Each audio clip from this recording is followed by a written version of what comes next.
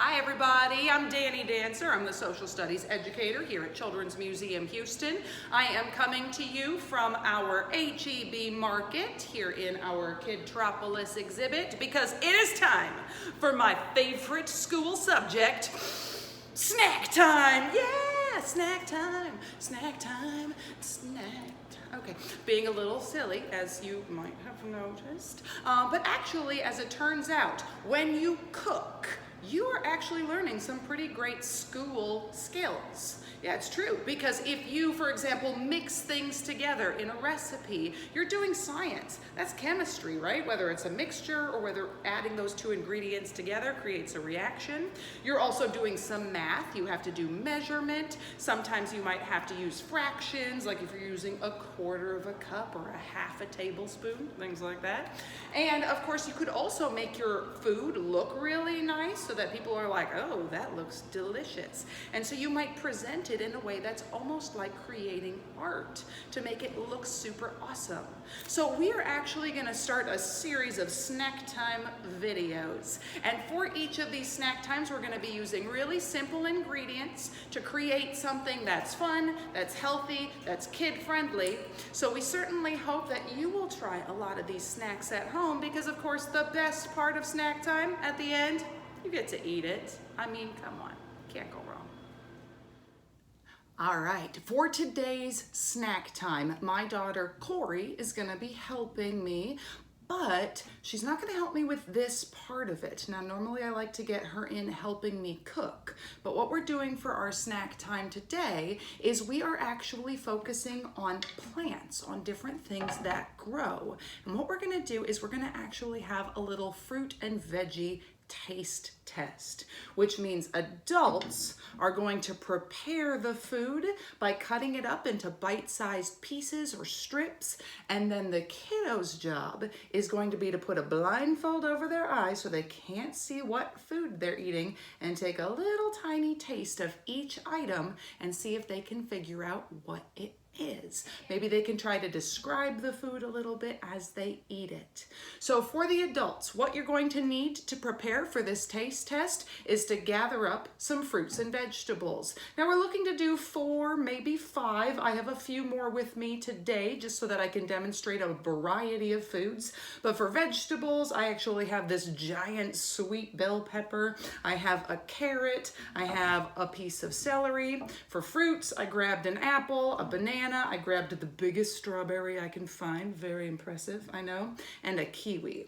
So what the adults need to do for the first part of this is to cut it up, like I said, into bite-sized pieces. For this, you may need a vegetable peeler, depending on what you've chosen for your vegetables. You don't have to use that, of course. You could just use a knife. It's nice that this is the adult step because we know that we're being safe with all of the tools that we use. When we do involve kids in the kitchen, of course, we want to make sure that we're training them on how to use these tools properly, and then, of course, supervising while they do.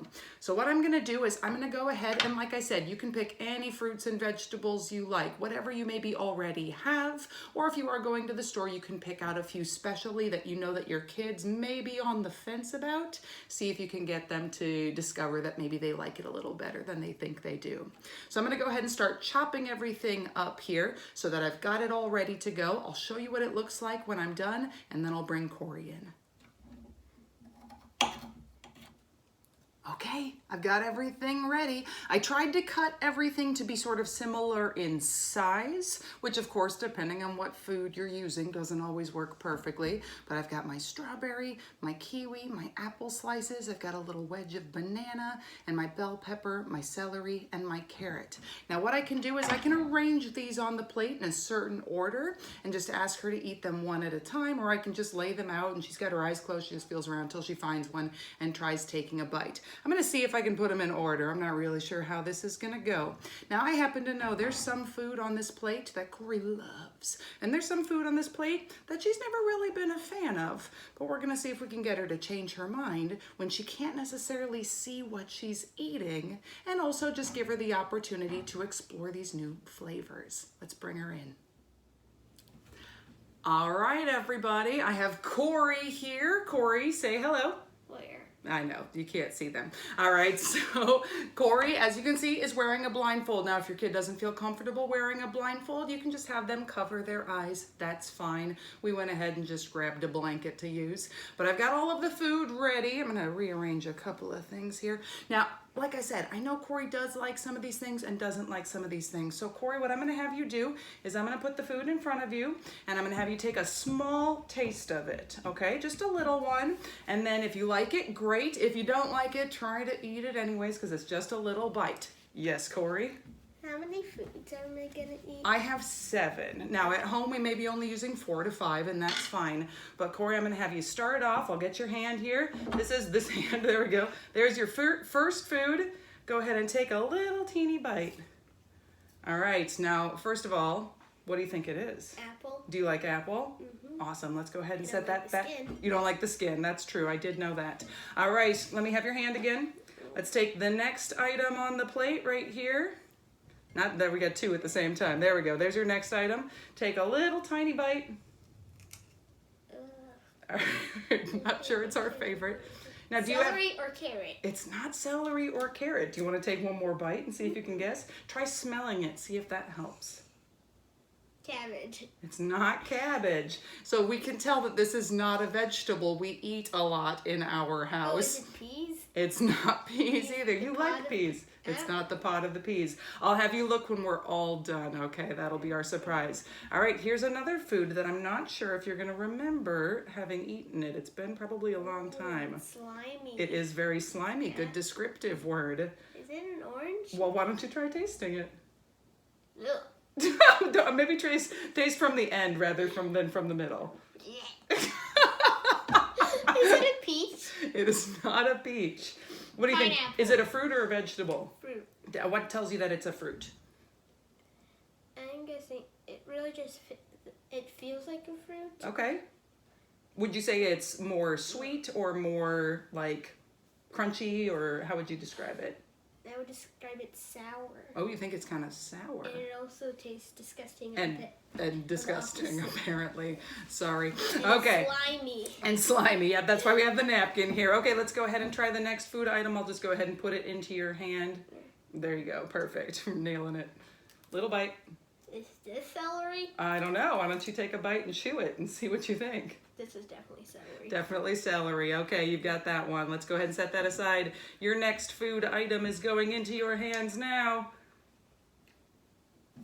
Is this the same thingy? Is it the same thingy? Why don't you taste and find out? You're not even eating it. You're just licking it. Try taking a teeny bite. That's banana. It is banana.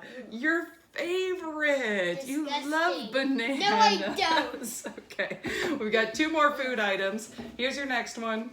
Yeah, blah is fine. All right, next little bite. Carrot? Carrot. Do you like carrots?